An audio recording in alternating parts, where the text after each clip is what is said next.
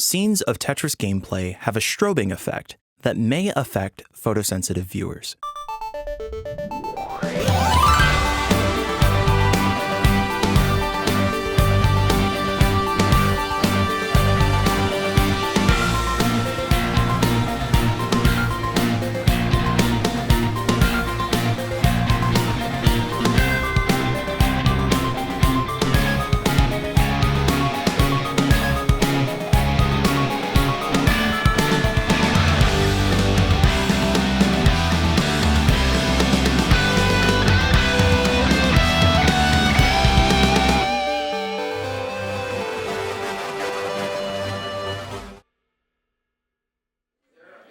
If I can just help paint the picture for somebody that's never competed in something like this, I have my coworkers ask me, well, what's it like? What's it like to play in an event?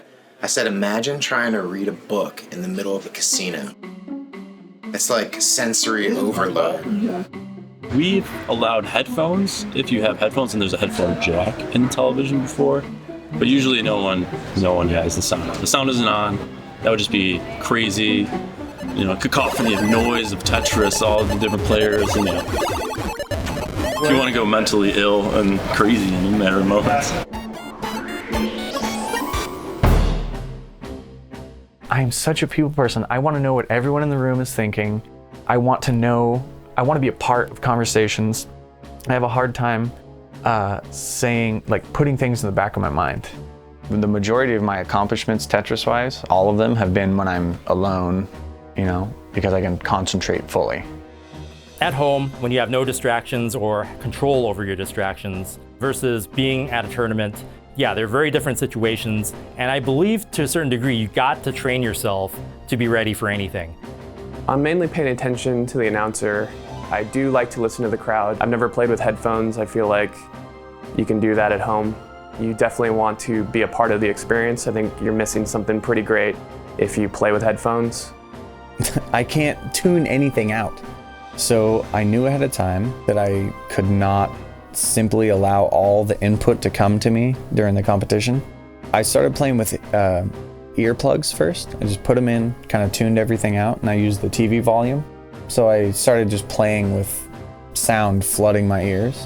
It helped this year because there was some kind of how do I want to say this? The announcements constantly, from the DJ for the PRGE and from Chris Tang, were kind of distracting to me, so I didn't want to hear them all the time. So I basically turned the volume all the way up, put my headphones over the earplugs, and just played. Great course to determine the outcome of a match like this. These are some of the best players you'll ever see play tennis. Chris Tang is he's simultaneously the most entertaining dude in the world because he's engaging and he's making everyone that is not a Tetris player interested in what's going on. But to me at that time, shut the up. Well, Chris has been with us since the beginning, and we're really lucky to have him. He was in the NWC. He won the Sega World Championship. He's won countless Street Fighter tournaments, countless Dance Dance Revolution tournaments. He's just an all-around video game god. He brings the full package of knowledge, of showmanship, and of his own history to the contest. So we're really pleased that he continues to be our announcer. He comes dressed up very, very well. He makes his costumes himself. He makes very, very good costumes. He's an incredible guy. He's giving a context. I understand that for the audience, but I don't want to hear the context he's giving. I'm periodically glancing at the other screen, and I don't need to hear all these superfluous details about the game. I remember one time he said Swiss cheese to me, he called my game Swiss cheese, and I even remember rolling my eyes during the game at level 22 because I didn't want to hear that. When I'm commentating and being aware of the players and what they're doing, how do I calibrate that? How do I sort of tell the story that's going on without affecting the players? Well, the thing is, you can't really second guess yourself about what you're saying. You only have a few moments to say it. A lot of times what you're saying may actually be outdated by the time you're done saying it. For an observer, it's perfect because he's giving like color commentary and play-by-play commentary. And I tried to drown it out. And I remember remember my headphones only have one headphone, like one side gives a sound. So I remember turning my headphones around to be toward Chris Tang so I didn't hear what the he was saying. You're doing your best to juggle what's going on. You can't be too aware of the players' feelings as it's going on because, it's what's going on. So I try not to be rude about it. I don't rag on people too hard. There's a way to be diplomatic about what you say. Try to do the best I can with what I can in real time.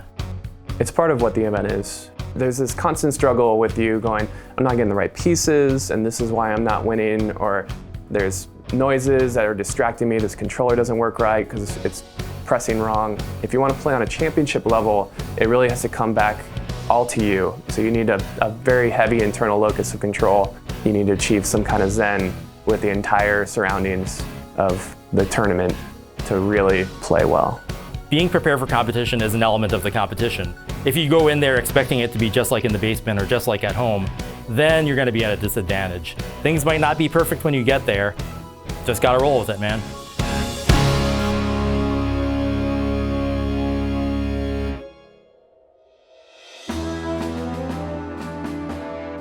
To decide who will face Jonas in the semifinals, Terry Purcell takes on Josh Tolles.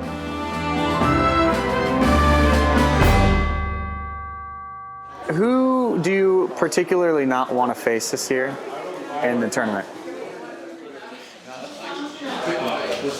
Who do I not want to face? Really, no one. I want to play all the best people. The only people I would be hesitant to face is Ben Mullen and you, Terry Purcell, because I like you guys. I don't want to beat anyone, but yeah, I'm thrilled that I get my path. It's probably Ben, Terry, Jonas to the finals, and that's awesome. Terry Purcell, come on down. He's just recently maxed out. Congratulations. And he'll be fighting against someone else we've seen before, Josh Tolles. Come on down. Okay.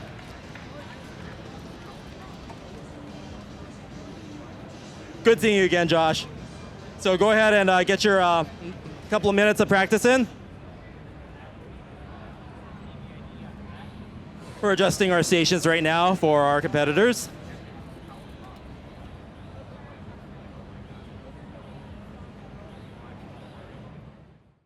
Here we go, round one, Josh versus Terry. Yeah, of course, Terry coming in here, getting third seed here, playing really, really well. And of course, he's been putting in so much work coming into this weekend, practicing a ton of Tetris beforehand. Yeah, we've seen him have a meteoric rise in the rankings. In 2012, he came in 30th place, but in 2013, improving on that, coming in 19th, and now you're here in 2014, third seed. Yeah, but let's not take anything away here from Josh. He finished 7th and 6th in the last 2 years. And, he did say, however, that of all the players that he would go up against who he doesn't want to face would be Ben and Terry. And he already fought Ben and had to eliminate him. And now here he is going up against Terry. And let's see if he can repeat that and eliminate Terry as well. Yeah, that was an interesting thing to have happen where, you talk about who you do and don't want to play, and sometimes it just happens that way. Yep. That's how the seeding falls, and you gotta accept it. And Terry with some holes in his stack there. He's gonna have to clear those, burn that down to get back into a good position. Gives Josh a chance to increase his lead here. He's now up by about a Tetris and a half. Yeah, and Josh is playing really, really well right now, 57% Tetris rate. Meanwhile, Terry suffering from a drought right now. Okay, there it is, 19th Boom, column piece. 2 Tetris for Terry. And is he going to keep that well there? I guess he is. Oh, yeah, there you go. Yeah, and you know what? It pays off. There you go. Gets the line piece right away. You saw a cool line spin there for Josh, keeping his playfield clean Just really good play there. Another Yeah. Tetris for Josh. So maintaining a lead, 50,000 points now. Yeah, he's at a 70, basically a 70% Tetris rate. Really, really nice. Anything over 60% is basically max out pace. And yeah, there you go. Had a slight drought there, but not enough to cause him any problems. Okay. I'm not sure if he meant to slide that all the way, but now as a result, Josh is going for a column 9 Tetris, and it will work out for him as Boom, well. Tetris for Josh. Right, both players now doing kind of non-standard wells, taking Tetrises where they can. So very resourceful players here. Yeah, but despite, that little bit of a tough start for Terry over there, he's gotten himself up to a 49% Tetris rate. So he is coming right in there. Coming back and with a clean-looking stack now. Yeah, you can see right now, the calm look on his face right now belies a lot of the nervousness I think that, he feels right now. This is a stressful environment, playing in these tournaments here. Yeah, we've heard that he said that if something happens and he doesn't win, it's not going to be because of his opponent, but it might be because of nerves. So that's when a player understands what is and isn't their strengths or weaknesses. That's how you learn and grow as a player. Yeah. Oh, that was a nice little eyepiece burn right there from Terry to get himself almost clean. There he goes. He's Tetris ready now. And has to block it again. Yeah, got a little dependent there, so he's needs some pieces to clear that out. Yeah, it's really unfortunate. Oh, actually, here we go. Now if he can finally just get the eyepiece while he's Tetris ready. But it looks like he's getting, and he's going to block that column, but it worked out okay. A lot of times you try to block that 10th column when you're guaranteed to be able to clean it. Twice he was not guaranteed, but it paid off for him. Back-to-back Tetrises from Terry, catching up a little bit in score, but Josh has been scoring consistently. And actually, if you look at Terry over there, he's 8 lines ahead. Actually, now 12 lines ahead. So Josh is a bit more ahead in scoring potential than the numbers would lead you to believe. But Josh playing really well, and his playfield's been clean almost the whole time. Yeah, like I said, coming into this, in 6th seed here, just 3 under Terry. So he is definitely also a huge threat in this tournament. Scores are neck and neck, but Terry is still ahead on lines. Josh having more time to make his score. Yeah, and people, talking about Terry a lot here, obviously with all the practice that he's been putting in here, has the potential to maybe make a serious run at this if he can get to face off. I mean, I don't want to assume Jonas is going to be in the grand finals, but, trying to make a serious run to get into grand finals to face whoever is there. And Terry about 10 lines from transition now, where the game's going to speed up. We'll see if that changes the complexion of this match. Yeah, again, with the 15,000 lead, 17,000 lead right now. But he's 17 lines ahead right now, so not a true lead. So taking a triple into transition, so the game is sped up. We're on level 19 now. Josh a little bit behind, so Josh having another 13 lines or so to go. A misdrop by Terry there. And so now he's got to do a little bit of cleaning here. Yeah, he's going to aim to clear out that, drill back down to the bottom, and then get Tetris ready again. There you go. And there it is. Got that nice playfield set up here for himself. Meanwhile, Josh still hasn't transitioned yet. Still 7 lines away from the transition. And he's probably going to do it with a Tetris at this rate. Yeah. And again, he doesn't really need to play aggressive or anything at all. Tetris for Josh. Because look at that. The scores are almost tied, and he's still almost 20 pieces behind. So for sure, he has his score is higher via potential. Yeah, both players having good play fields at this stage in the game. Josh opting to play a bit safe, looking for a more optimal setup to score his Tetrises with. Ooh. Yeah, misdrop by Josh. He's going to have to do a little bit of cleaning. Shouldn't be too bad if he can find the right pieces to slide in there. Yeah, he's playing to burn down now. Yeah, but now, oh, there it is right there. That's exactly what he needed. And Josh is virtually cleaned up here. Still, though, spending a lot of times doing this burning here. You can see now that the Tetris rates are basically equal here, 49% to 45%, which means Terry is definitely catching up. Nice line clears. Yeah, kept it real clean. Boom, Tetris for Terry. The lead now becoming definitive. Josh now need to be the one to catch up. Well, again, he is actually now 22 lines ahead. Wow, he's 30 with 27 lines ahead at one point in time. And Terry having a misshift there. He's going to have to dig a little bit to rectify that. Oh, another misdrop. Oh, this is going to be rough. This is getting kind of messy.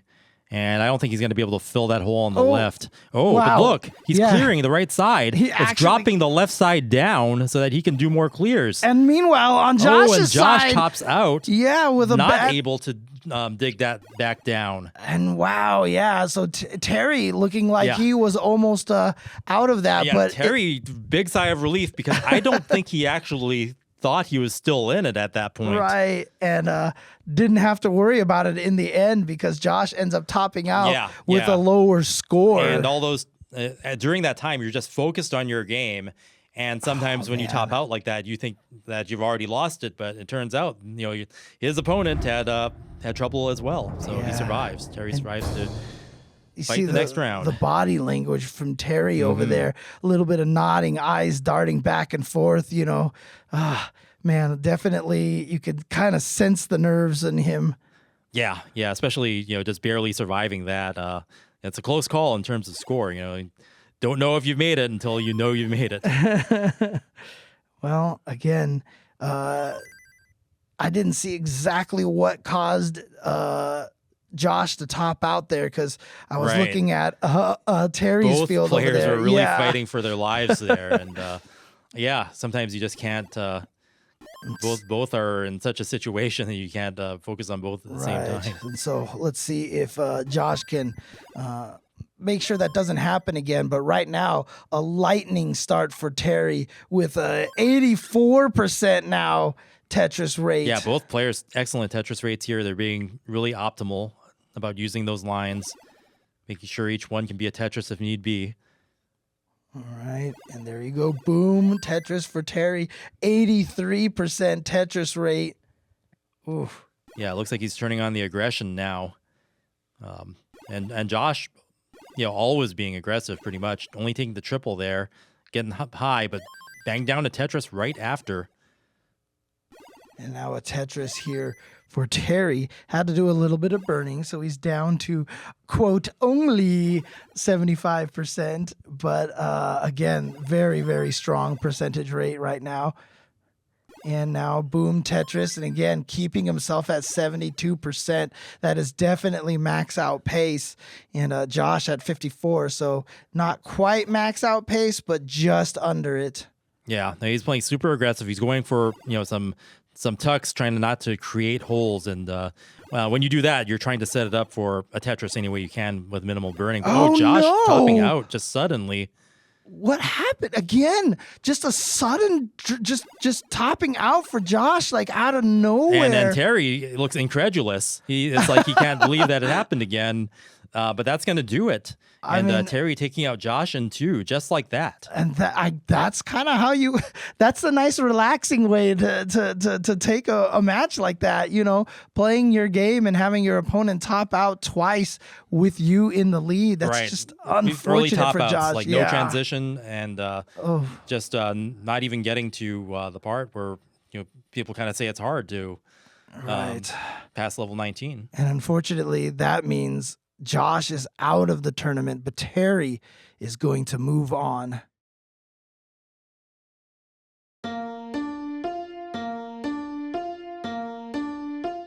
The Classic Tetris World Championship uses old TV sets called CRTs. Classic Tetris experts generally prefer CRTs for one key reason. They don't have lag. Lag is when you expect something to happen on the screen at one moment, but it appears slightly late. Because Classic Tetris requires a precise rhythm, divided into fractions of a second, and players can't bring their own TV sets to the tournament, they train on CRT TVs at home. At the tournament, the CRTs operate exactly the same as their home TV sets, though they may be fuzzier.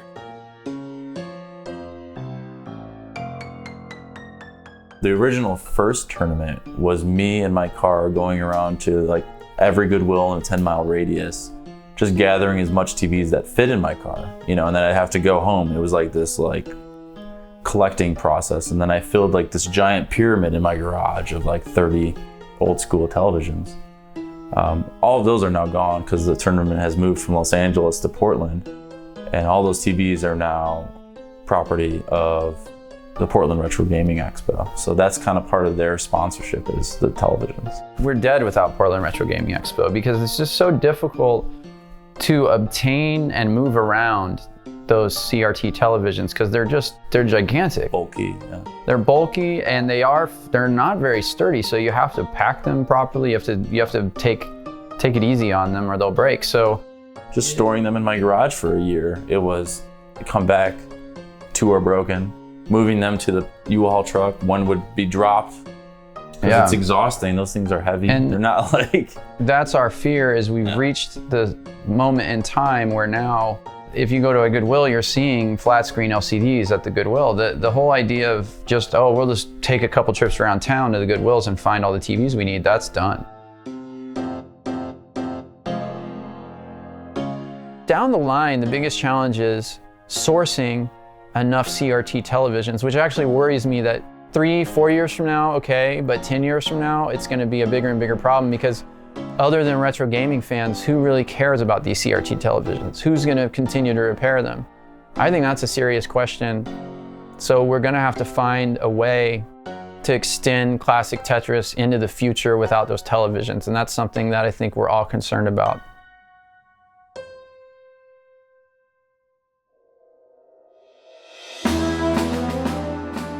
To decide who will face Harry in the semifinals, Alex Kerr goes head-to-head with Elijah Markstrom.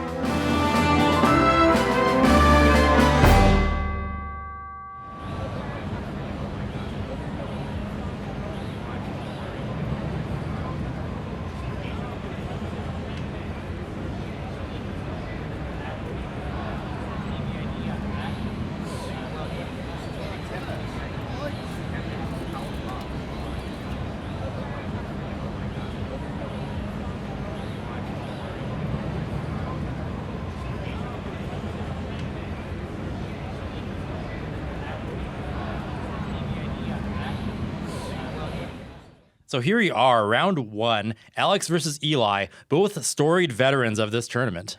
Yeah, and despite, being veterans, Alex, of course, almost kind of like the young gun coming in this year. Yeah, definitely. He's somewhat of a Tetris wizard and knows so much about not just one version of the game, but Tetris in general, him being a grandmaster on the Tetris the Grandmaster series games by Eureka, those arcade games that only came out in Japan.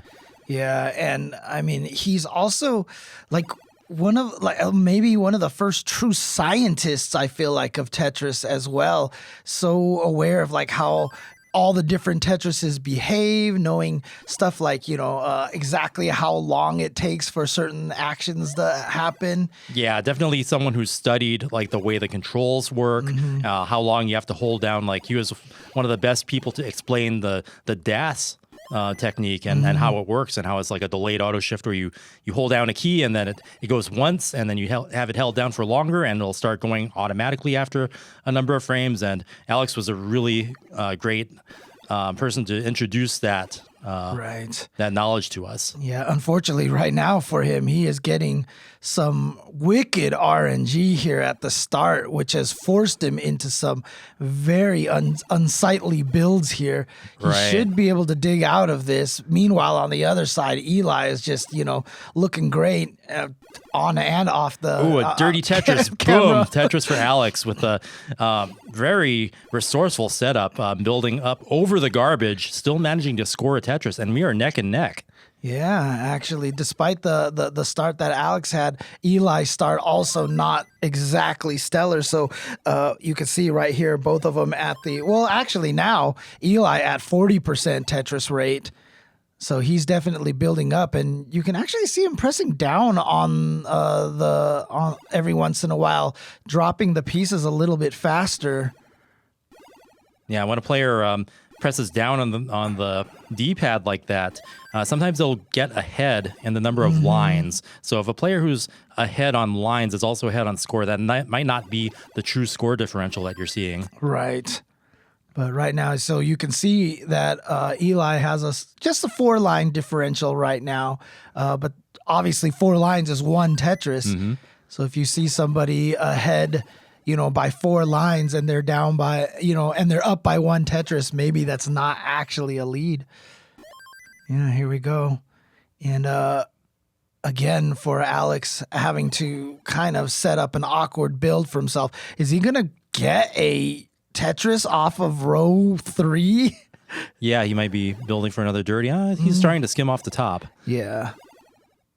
Oh, actually, he's saving. Yeah, actually, he's going to be going dirty. for it. He's going for it. But again, we've talked about chasing after pieces and, pushing too hard to get a certain piece. He's still set up for the Tetris, but look at hungry this. for that dirty Tetris. 13, 16, 17 drought, and that drought. That's ugly. He's going to have to do some digging to survive here. Can he save himself? Can this actually happen? Oh, and he knows that's not going to happen because, look at the 33-line drought. Oh my. That was unfortunate. And Eli with a huge lead at the end, 122,000. Wow. Just great performance by both, but it was a drought that did Alex in there. He waited just too long for that long bar. Yeah, and it's funny because, I was just talking about chasing after that piece, and that's what happens. He chased after the I bar, the I piece for so long. And keep in mind, he just defeated Quaid as well, who was the first seed of this tournament. Mm-hmm. And yeah, so that's a pretty big accomplishment, taking out the number 1 seed. And in fact, even 2 years ago, he was 4th place at CTWC. But of course, guess who was 3rd place? It was Eli. Yeah, but Alex being a finalist, that's any finalist is an incredible achievement, especially when Jonas has been our champion 4 years running. Oh, again, see right there, Alex was learned his lesson from the last one, wasn't chasing after one of the pieces, and then he got it right away. That is the standard Tetris scenario. Everyone who plays Tetris knows that feeling too well.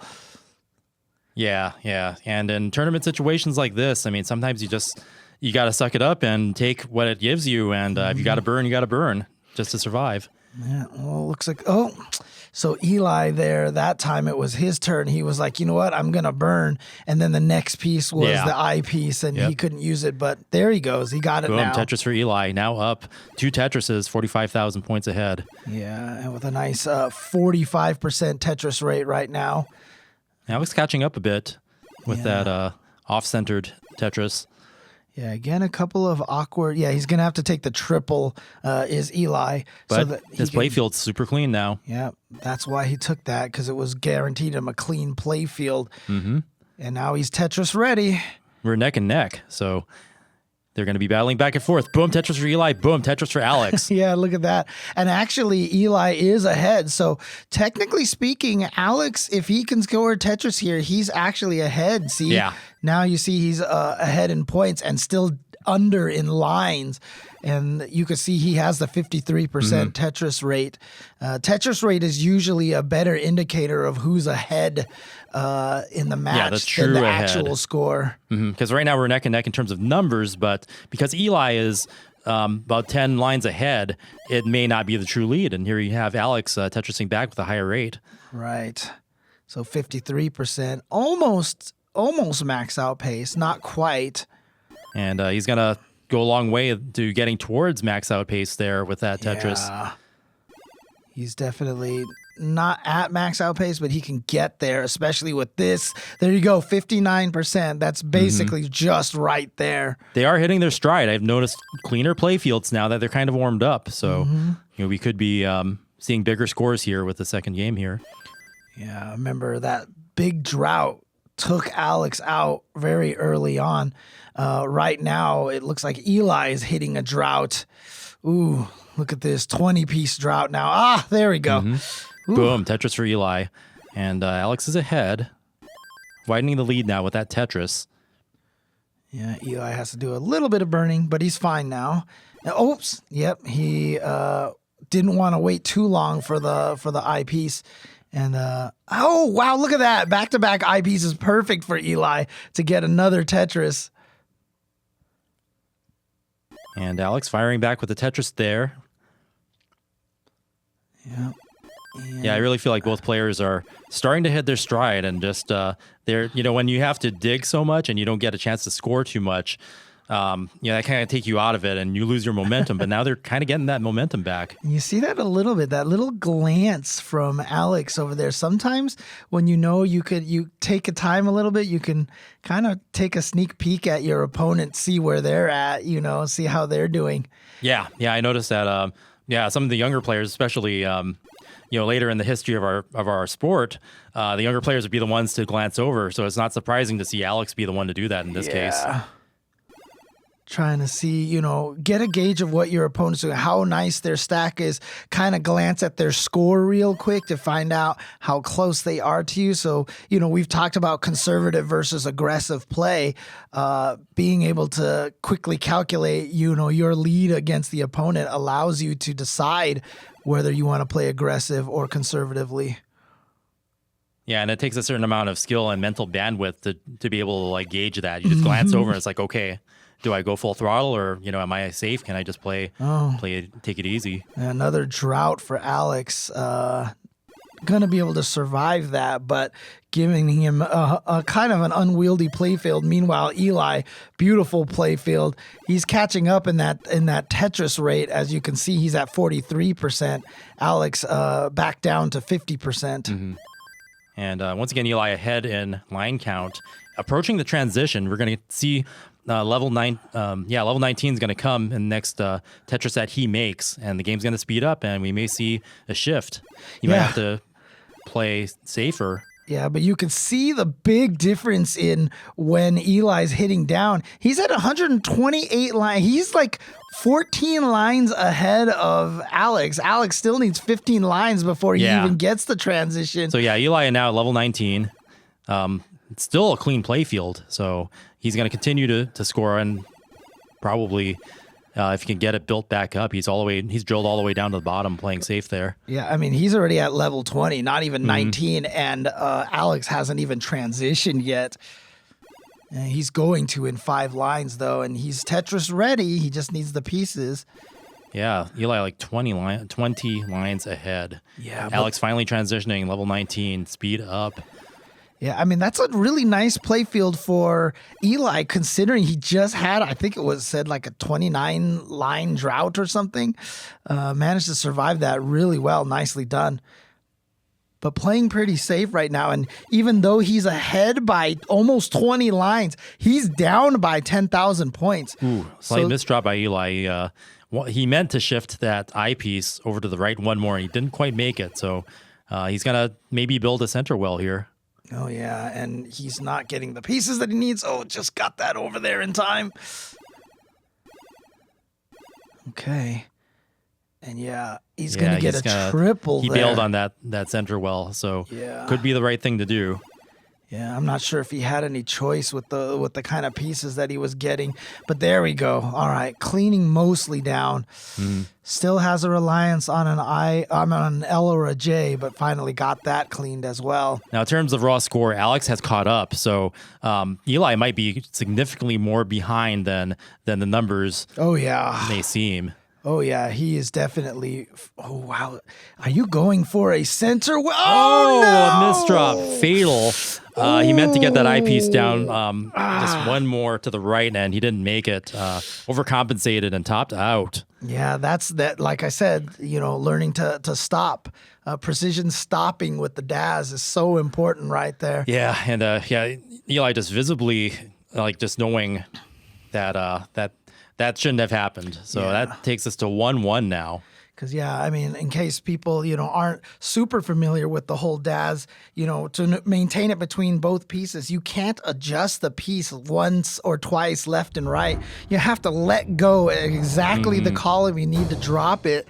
And so, that requires, you can't slide it one too far or one too little and adjust at the end, because that ruins you for the next piece because you can't move it as fast. And unlike modern Tetris, you can't slide pieces off of surfaces. Once it locks down, that's it. You got to take that placement.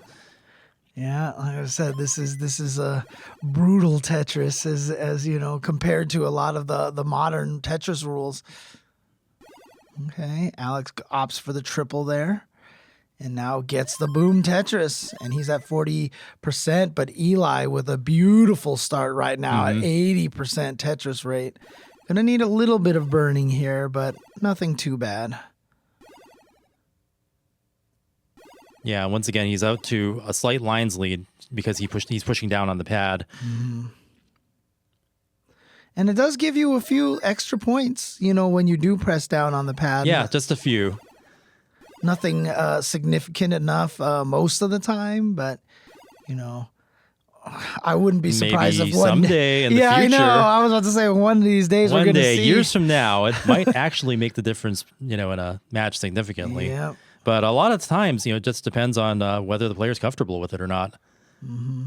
Yeah, a lot of times the reason why people won't press down is because the piece dropping then becomes a super consistent rhythm, that you can kind of have in your head. Oh, sets himself a T-spin over there. Is he going to use it? Yeah. T-spin for Eli. Yeah, beautiful job by Eli. Now, you don't get any points for doing T-spins in this version of Tetris, but having that in your move set allows you to open up the playfield more and just have more options for placement. So it's a good thing to be able to do. Yeah, and honestly, Eli is a huge lead. Even with the line lead, he's got a big lead, and so I think he's playing pretty safe right now. I mean, you literally look at this, a 60% Tetris rate compared to a 19% Tetris rate. Despite being down in points as much as Alex is, there still always is the potential for your opponent to top out and go for the chase down. And that is one reason why some people don't push down, is because if your opponent does and they top out early, you'll be able to do the chase down and know exactly how many points you need and not have to go full throttle if you don't have to. Yeah, well, Alex definitely behind here, and they've tied it. They've caught up in lines. Eli missed the T-spin there. He's going to be able to get a burn here, but how's he going to handle this situation? Going for as many burns as he can. Actually, that's perfect. Yep. And then the IBs after a drought, perfect. And now he is back in it with a Tetris-ready, clean playfield. Yeah, I mean, sometimes a player can make some mistakes. Like just there, he botched the T-spin, but he was able to dig himself out of it. A good player is not going to just not make as many mistakes, but they're also going to be able to recover when they do. Right. I mean, that's one thing that you learn as a Tetris player, the better you get, is you just don't panic because you've been in these situations way too many times. And you can survive those. Yeah, and being able to take risks to save your playfield. Another misdrop. Misdrop, but again, no panic on the side of Eli because he knows he can dig himself out of this. But still low on the playfield, so he should be fine. It'll allow Alex to catch up just a bit. Right, that's the concern right there because now you can see their Tetris rates. Remember the big giant disparity of Tetris rates that I mentioned earlier. They're basically tied in Tetris rates now. 40% to 40%. Yeah, Alex exactly. is ready for a dirty Tetris again. Is he gonna keep that, or is he gonna start burning? Oh, he's got to burn. He's kind of hungry for it. Yeah, looks like he really wants that. But 18-piece drought, 19-piece drought. Oh no! Oh, he bailed. There it is. Yeah, that's how it always goes, man. Like I said, and he has to settle for the triple, so that's unfortunate. Like I said, if you're a longtime Tetris player, all of us know that pain all too well. Yeah, and it feels really like the game is mocking you sometimes.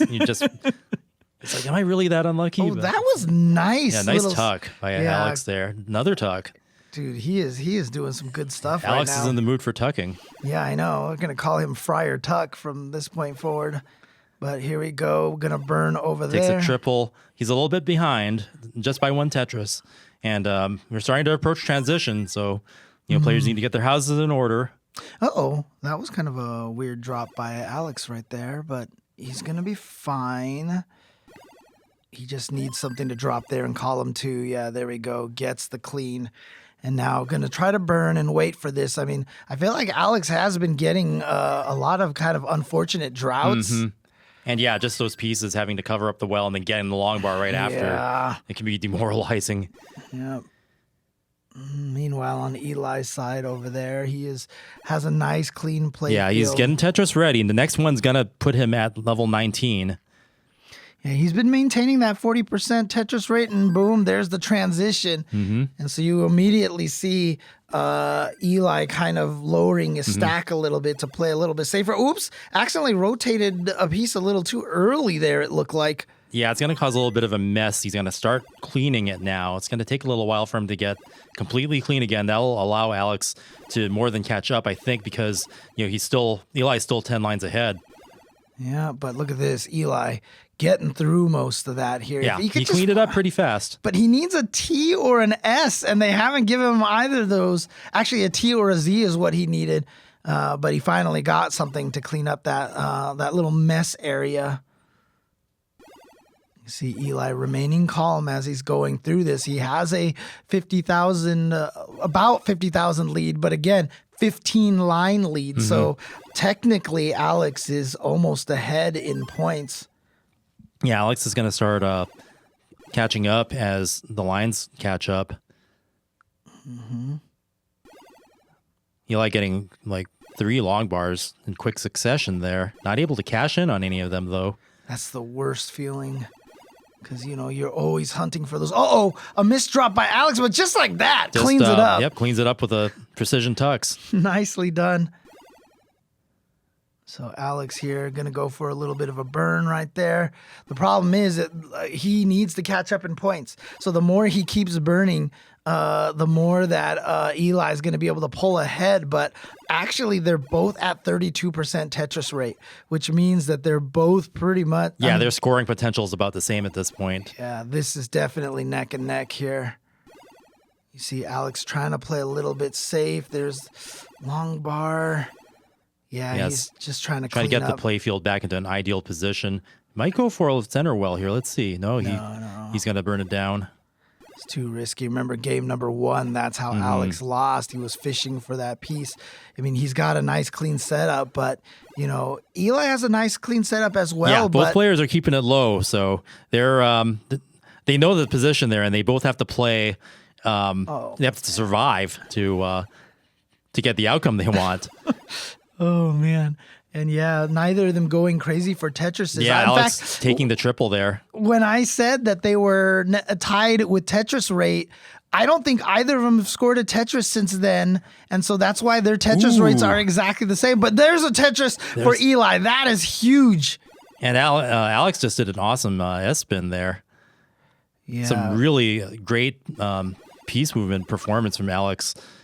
But the question is now, how aggressive does Alex have to play? Because he's at line 200 right now.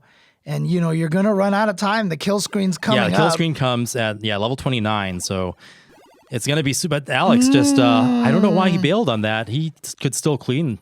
Yeah. I think he lost DAS. Yeah, well, he was trying to get that T piece all the way over there. He missed it. He was 1 too short of getting it all the way to the side. Like you said, might have lost Daz. And there you go. Eli is going to advance forward in the tournament. As we mentioned before, Alex eliminating number 1 seed Quaid, but was not able to keep up that pace. And one of the very few former finalists to ever have come and have a second place standing against Jonas in a finals. So yeah, Alex, one of the best of our game, fallen to Eli.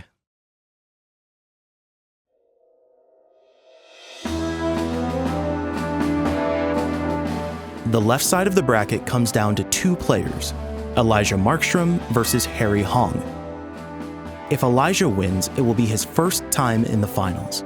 If Harry wins, it will be his third.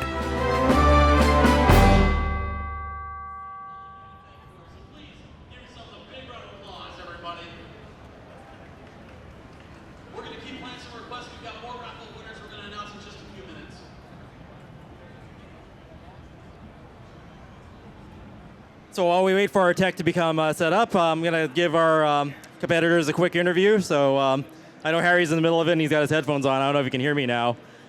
Oh, okay. We're going to interview you. You can keep practicing if you can handle it. What are your thoughts coming into this Tetris World Championships for the 5th year? Great. Crazy last match. So how do you feel about last year? If last year had been run under 2010 rules, you would have actually won. Yeah, I mean, true, but I mean, you play differently if it was best out of 3. So, yeah, I'm not really. I don't really look at it that way. Yeah. Cool. We'll be looking forward to seeing your performance soon, and when the time comes again, we'll. But that was really great, outrunning the level 29 kill screen there and making that score with like pretty much the very last line that you could. What were you? Were you aware that 29 was closing in on you just now? Yeah, like at 200 lines, that's when I finally like cleaned up everything, and I noticed I was like 100K below, and yeah, I knew how to Tetris, to beat him. So cool, good read, right? Yeah, good read. Yeah. I was aware of it too, and yeah, we were on our toes. That was one of the most exciting. If we have like a top moments of Tetris history, that's going to be one of them. All right, Eli, we've seen you here before. What are your thoughts coming in this year? I don't know. I haven't been playing Tetris, so I was not really expecting to get this far. But I'm having a good time, and I'm excited to be in the Final Four. All right, welcome to the Final Four. We're going to see your performance soon.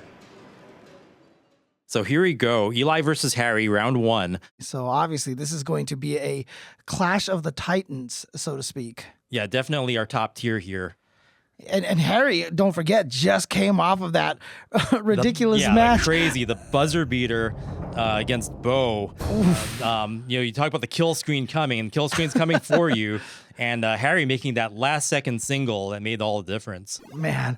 And also the pressing down, giving him, the 2,000 points that he needed to go ahead. Although, he's actually stated that, one of the changes to his strategies for last year and this year is that he's trying to press down less once he gets to level 19. Mm-hmm. Right now, he'll still press down just because on 18, right? Because that's what he's comfortable with. And I think it's just because he just enjoys, he likes the pacing of that. But once he gets to 19, like I said, letting the pieces fall themselves kind of gives you a nice rhythm. Mm-hmm. And so I think that's what he's going for. But, both players right now, well, Harry's starting off with a little bit of cleaning, a couple of Tetrises already now. Big drought to start with, though. Ooh, you're right, 23, 26. Oh, my. Yeah, at this point in time, there it is. Boom, Tetris for Harry. Getting past that drought and now in position to score again. Yeah, if you can survive droughts like that, that's usually a really, really good sign. Mm-hmm. And yeah, Eli Tetrising there.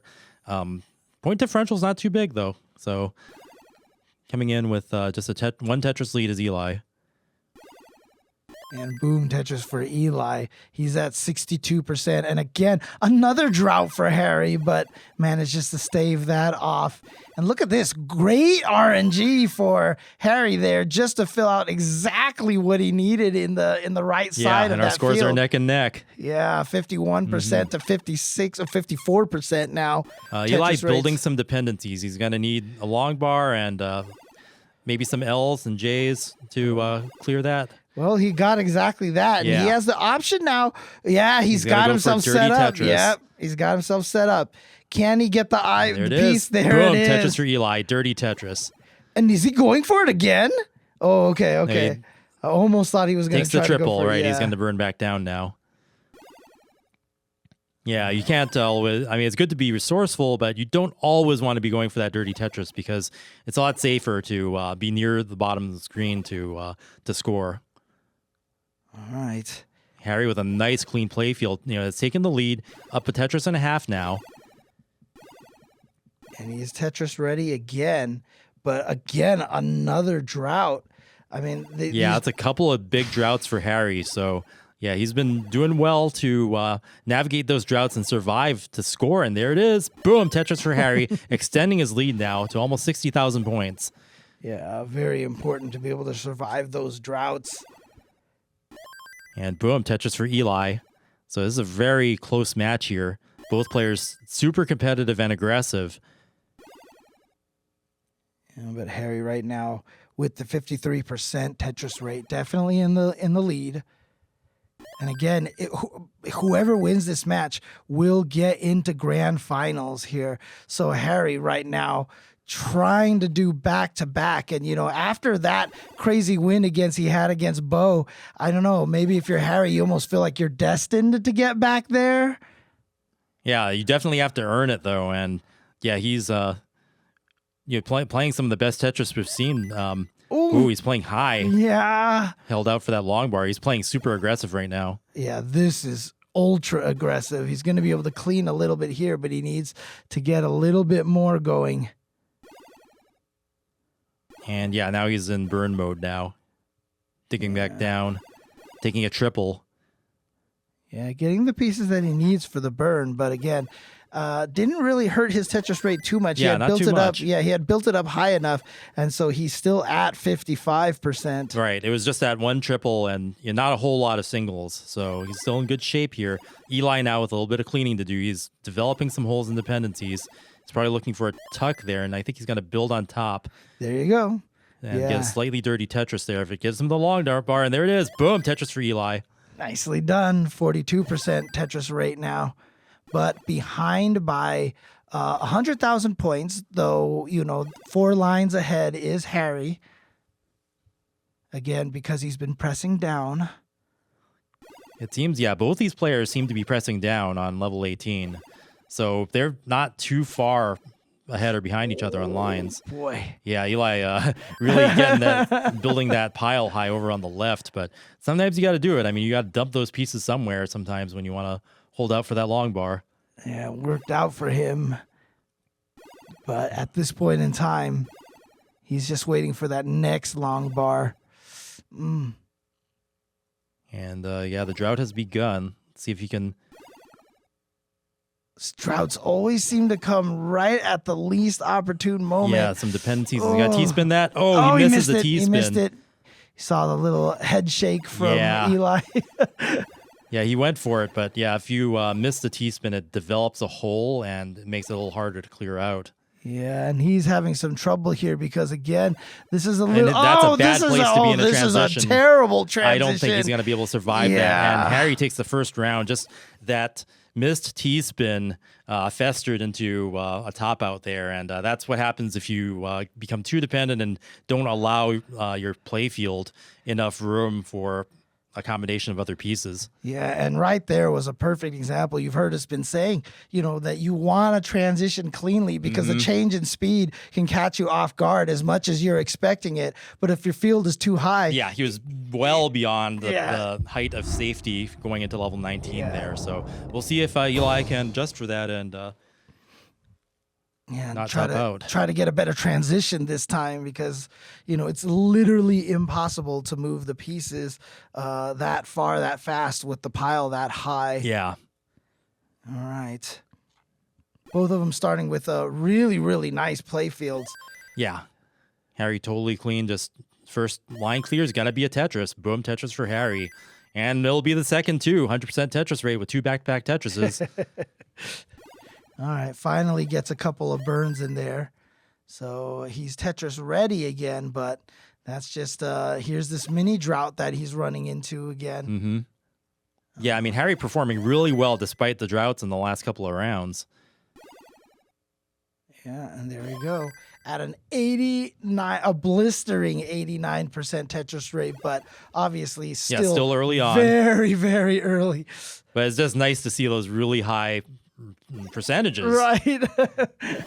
Because that means, they're optimizing even at the start of the round, like just making every line clear a Tetris, 86%. We don't see that too often. Yeah, even versus this early on. versus a 64% Tetris rate, now 59, but essentially that means both players are on max out pace. Eli just barely though. Yeah, he's gonna start bringing it back towards more Tetrises as his playfield gets cleaned up. Yeah, he's setting up some tucks. And some tucks are good, but you don't want to become too dependent on them. Yeah, and he has himself set up a dirty Tetris on column 8, and he keeps getting those little burns there, but where is the eyepiece? Yeah, he's going to take a triple there man. just to keep it a little safer. I think he bailed on that. Yeah, that was probably a smart idea, too, because the game was definitely not being kind to him. Right, he's dialing back the aggression. He needs to win this round to stay in the match. Yeah, but again, the pieces are not coming how he wants them to. Yeah, I mean, he's not even making difficult bets here. I mean, there's several pieces. If he gets a T, usually he'll solve something like that, and he wasn't getting those either. And boom, Tetris for Eli, finally getting his playfield back into a manageable position. Yeah, and then he's back on the right, and starting to get cleaned up. Yep, there we go. Meanwhile, Harry over there still at a 73% Tetris rate. He's been playing super clean, super aggressive, and good Tetris from Harry. Boom, Tetris for Harry. 95,000 point lead at this point. And yeah, just right back to a clean play field. This could be a killer score from Harry. Yeah. Boom, Tetris for Harry. Over 120,000 point lead now. With about a 5-line lead, but still, that's only a 1 Tetris difference in terms of number of lines. So that point lead right there is actually pretty accurate, pretty true. And Eli's playfield still looking good, so he's got a bit of a mountain to climb, but it's not insurmountable yet. Kind of an unwieldy staircase over there. It has like a perfect staircase. Yeah, you don't see that too often. Yeah, it's because you don't want You don't want it to be like that. Yeah. If you ever find yourself building up a perfect staircase like that, know that you are not playing optimal Tetris. Yeah, he does a triple into a Tetris, but that's going to kind of hurt his Tetris rate just a bit because you're burning 3 lines. And Harry gives up the ghost. I think he might have, I'm not sure if he lost dash or something, but I guess he felt he built up too high and just kind of stopped. But yeah, Eli still got a little bit of a chase down to do here.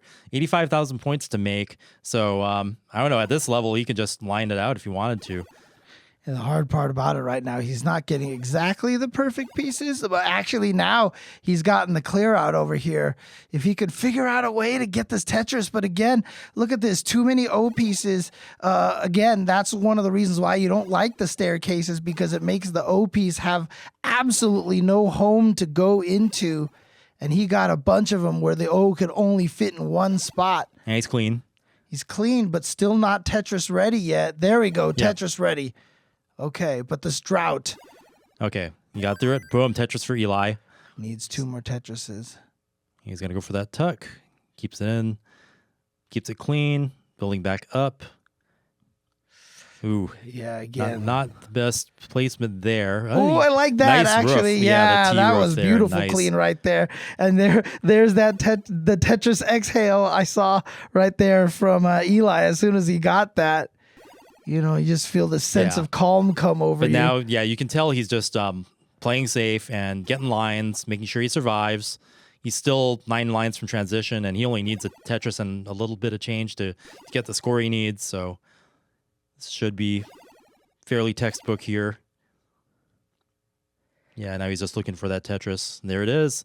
Boom, Tetris for Eli. Oh, he's still got 10,000 to go. Transition, but very clean transition. Oh, no. What the? Oh, my goodness.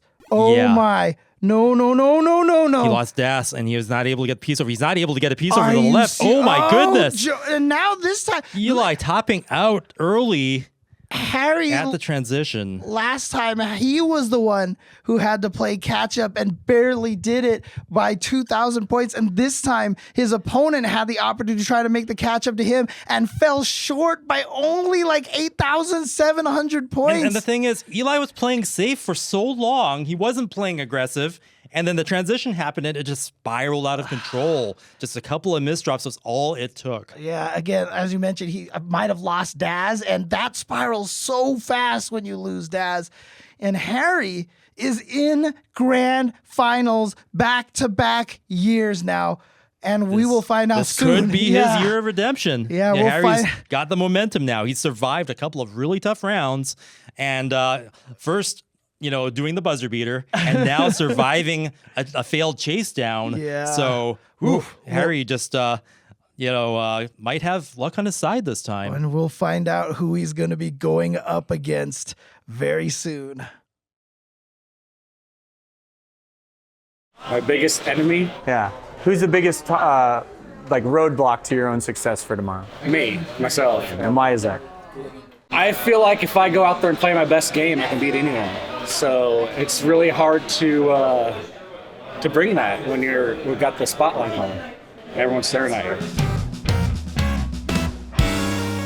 You can't be self-conscious of what you're doing. Right. That's what everyone talks about. There's this weird phenomenon in Tetris where you are suddenly kind of watching yourself not be yourself, where you're letting the piece tell you what to do based on your thousands of hours of experience. Yeah. And if you start trying to exert any real control over the action beyond just asking that piece, tell me where to put you, if you're in any other state of mind, it'll start to go off. And then you start watching yourself not making the moves you know you're supposed to make. And then it's like you've stepped out of the zone and it's over for you.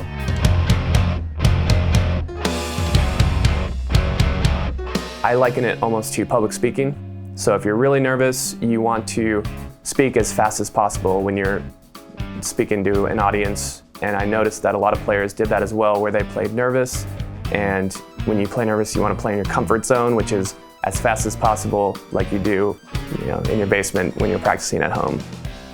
I've learned that if you play slow, you actually have a time to take a breath and you play a lot more relaxed. And so that was kind of one of my early advantages, I think, in the first few years. Here's the problem. I play in my basement. I videotape myself under no duress whatsoever. There have been people that have outperformed me at the Tetris Championship. I went last year and performed for the first time and kind of my nerves just destroyed me. But there are people that do that every year consistently. And adrenaline courses through your body immediately, and that's the thing that makes you unable to play Tetris. Twitching, shaking, it's the thing that will make you push the D-pad too fast and misdrop. It'll make you not be able to think, right? Adrenaline, it's a fight or flight kind of response, and that makes you not think, it makes you do. Misdrops usually are a function of nerves, and so I want to say, and I hope I have achieved that kind of level of play where you take most of the nerves out of it, and then it just becomes executing game plan.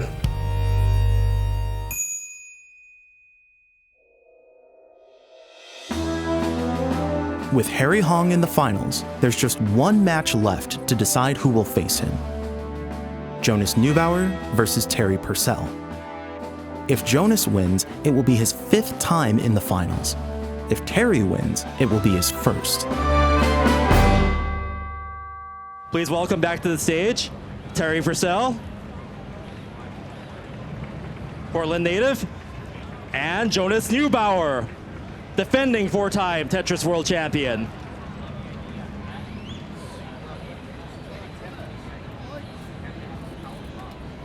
So this is a 2 seed versus a 3 seed. Very close. Jonas being the 2 seed, and Terry, our first time in the finals here at our Tetris World Championships, performing very well with the 3 seed. And we'll have a warm-up for 2 minutes. During this warm-up, I will be interviewing you, so be on your toes.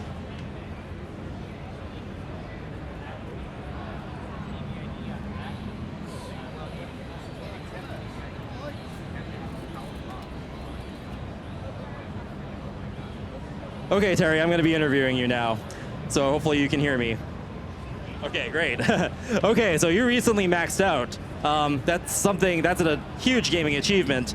How much time were you spending practicing to get your max out, and how do you feel about doing it? I I think it's more about time spent for me than skill.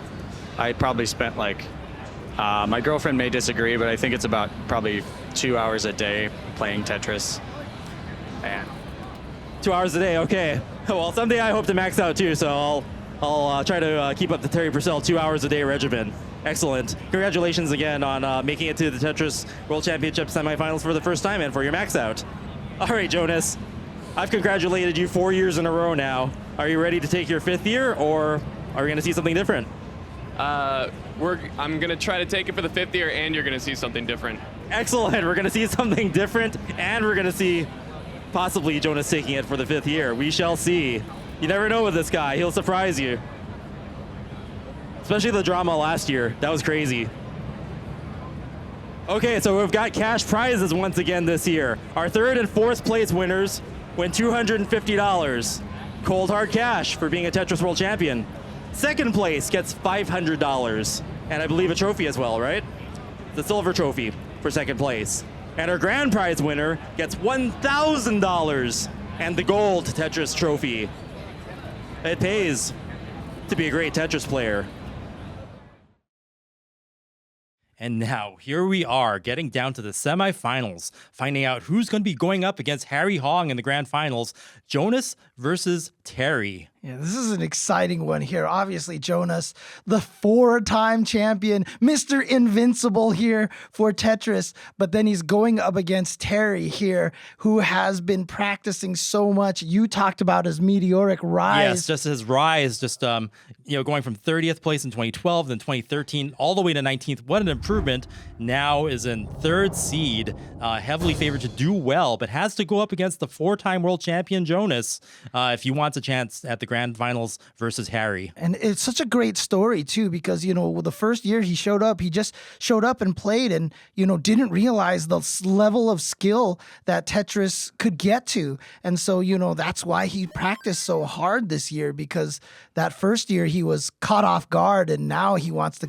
At one point in time, he said he might be the best player. Well, he's going up against the best now. So right, but with that, not familiarity with the game and not knowledge of the best practices, he qualified with a level 19 start, and people don't do that. That's inhuman. Like, that's actually low key. That's really skilled. So right. Just learning the best practices and him getting up to speed with all the latest info.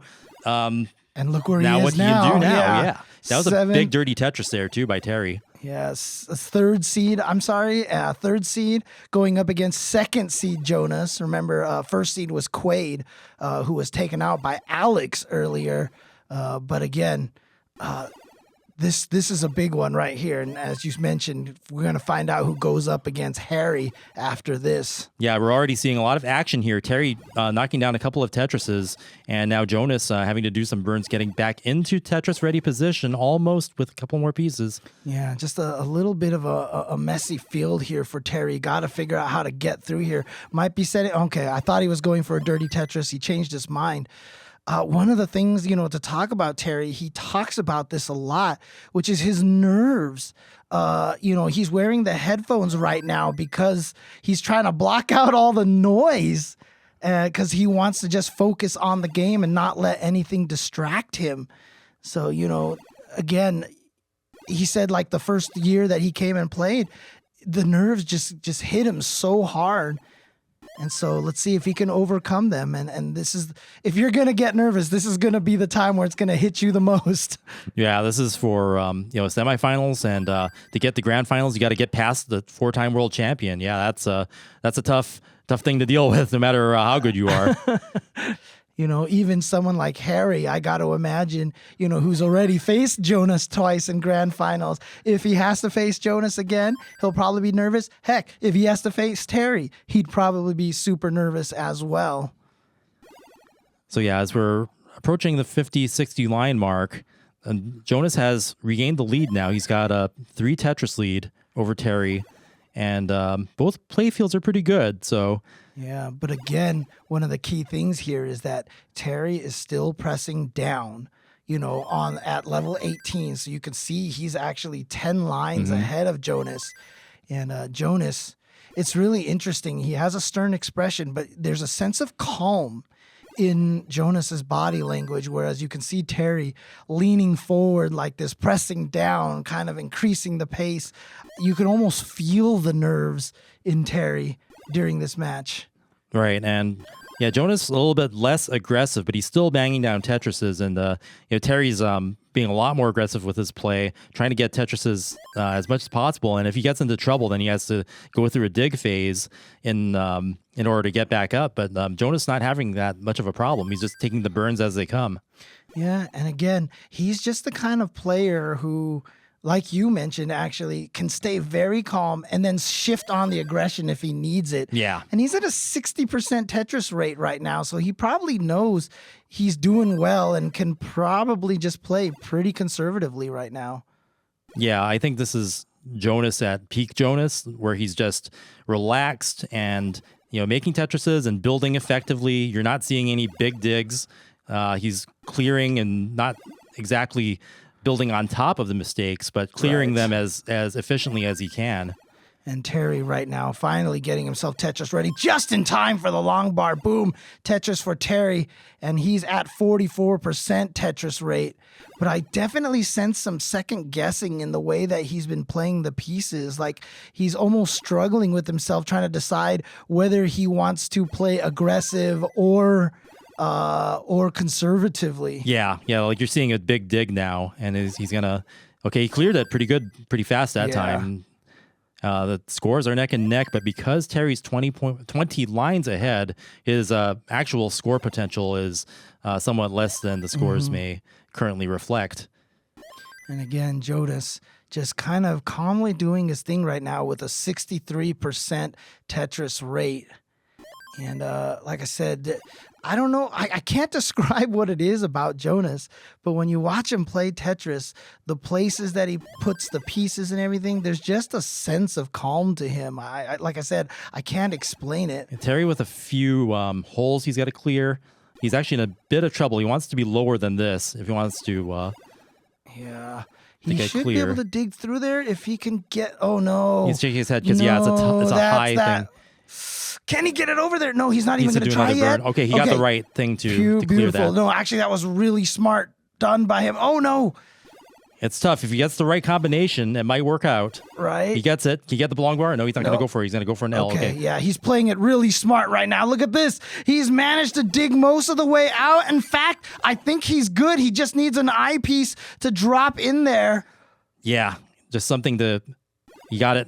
Triple. There, look at this. What a dig by Terry. Amazing dig by Terry. And with that, Jonas finally transitioned. So, Terry ahead on lines quite a bit, but his score potential has gone way down. Jonas is way in the lead now. You're right. 83,000 point score lead. Oh, no. Ooh, that's going to be hard to get a bar over. I don't think he's going to be able to burn anything to get it down. I think that's it right there. And with that earlier dig that we saw, and look at this. Yeah. I mean, I think he knows he's out, but the fact that he's still trying is... Yeah, so, Terry tops out, but he had such a valiant dig, but, just not enough to survive that second. And look at Jonas. I mean, it looks like he's just... it's another day at work, and Terry with this smile, you can kind of see the little bit of the... Yeah, I think Terry knows he played well there, because that was a dig. I mean, you survive that sort of thing, and such a smart play. He knew what he needed to do to be able to burn on the left side, or to burn on the right side to bring the left down so you'd be able to put more pieces over on the left. So intelligent plays by Terry. Not enough to survive, but very impressive in that he was able to last that long. Yeah, you got to imagine against so many other players that would have been good enough to take it. But right now, you saw right after that match, Jonas leaning in for the handshake saying, "Good game." Calm as a cucumber. Yeah. Although, if you talk to him later, you'll definitely say that it was something you had to earn. That was a tough match. But it almost feels like Jonas could be like a commercial for a deodorant right now. I mean, he's probably dry, not a single bead of sweat anywhere. Oh, man. But here we go. Terry right now. Yeah. Unfortunate pieces right there. And again. Couple of misdrops. Yeah. I mean, we all know he can dig his way out of here. It's just, can he battle the nerves right now? Because I feel like he even said so himself. His worst enemy is himself. is those nerves that he has.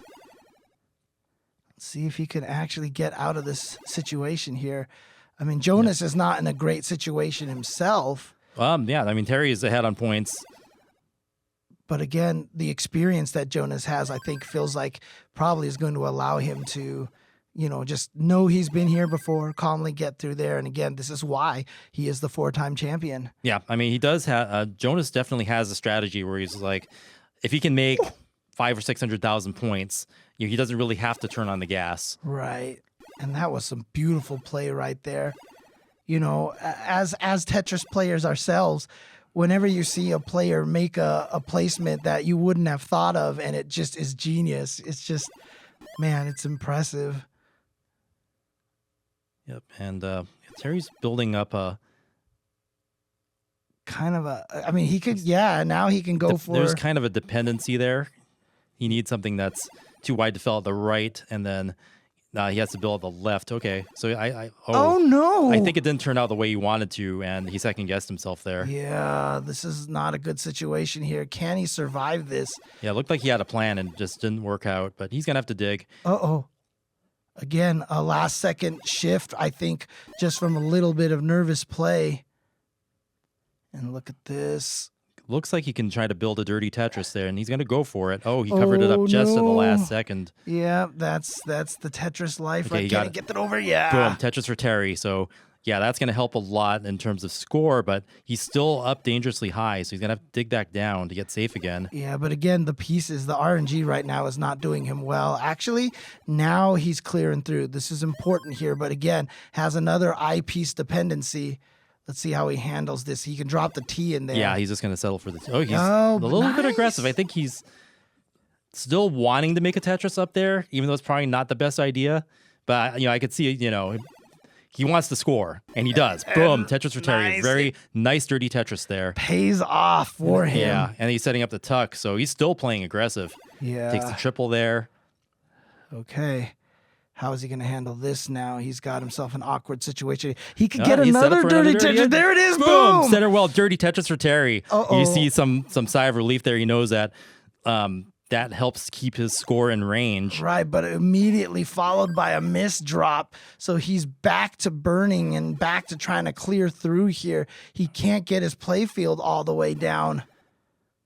Yeah, he's doing dirty Tetrises. So this is aggressive play here where you're not just burning down. He's actually still trying to score with all that garbage on the bottom. Oh, he's still going for it. Yeah, he's YOLO. No. Oh, no, God, get it over there. Boom, Yeah, okay, Tetris for Terry. He can still do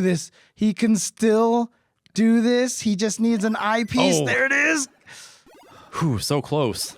And, we're so intent on watching this where we haven't even been talking watching about Jonas, who's here. just been playing consistently and cleanly. And look at this. He's just got a smile on his face. He's up by, 50,000 points, being down 10 lines, 54% Tetris rate.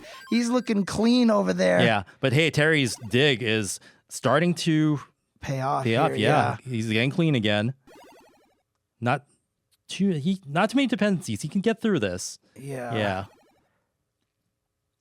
Oh. Every single time it feels like he's managed to dig a lot of the way through. Yeah, he's forced to sort of cover his hole, and then he's going to dig again. Oh, man, again. Oh, actually, he's going to get a triple off of that. That's not bad. Yeah, he's almost... Okay, finally got to that column 9. Yeah, finally got to that column 9. But see, he has to keep blocking that column 10 over there. Nice micro adjustment at the last second right there. Beautiful job. Okay, but he's got to clean up because transition is coming in the next 2 lines. Here it is. Yep. And Terry's now on level 19. Oh, Speed's increased. He needs to get safe again as soon as possible. Oh, he's still doing a great job here. Oh, no. Yeah, you don't want to build that tower up too high. Yeah, he really needs to dial it back now and just drill back down to get safe again. Okay. Oh, he's right there, but now he needs something to drop. Yeah, perfect. Meanwhile, like I said, Jonas, with just the absolute cleanest play field, just kind of moseying big dependency along. On the right. He gets it over and finally starting to get within range of the bottom. Look, if he can get this all the way down, he deserves an award for that. But yeah, just a mess starting to develop. He wasn't able to clear it down to the bottom. And I think he's just starting to mentally give up here because yeah, he's got so many dependencies below that. It's so insurmountable. And he's just going to give up the ghost there. And that is just a heartbreaker because after all that digging, Jonas comes away with the second round and wins the match. Yeah, and at that point in time, honestly, that match was only Terry versus Terry.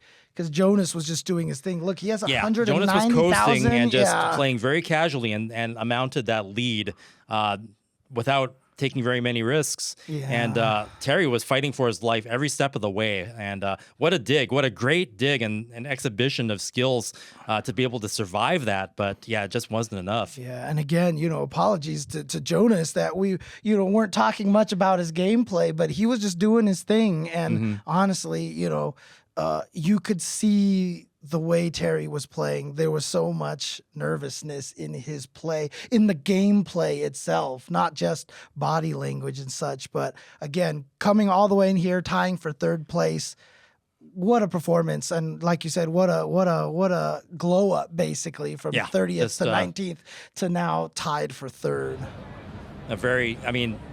Regardless, the rise of Terry just it's impressive. It's impressive, yeah.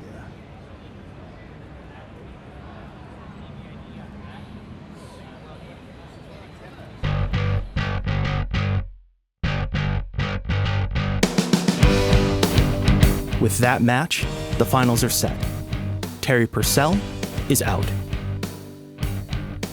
Once again, the bracket comes down to Harry Hong versus Jonas Neubauer. In the final episode, Harry and Jonas face off for the third time in 5 years.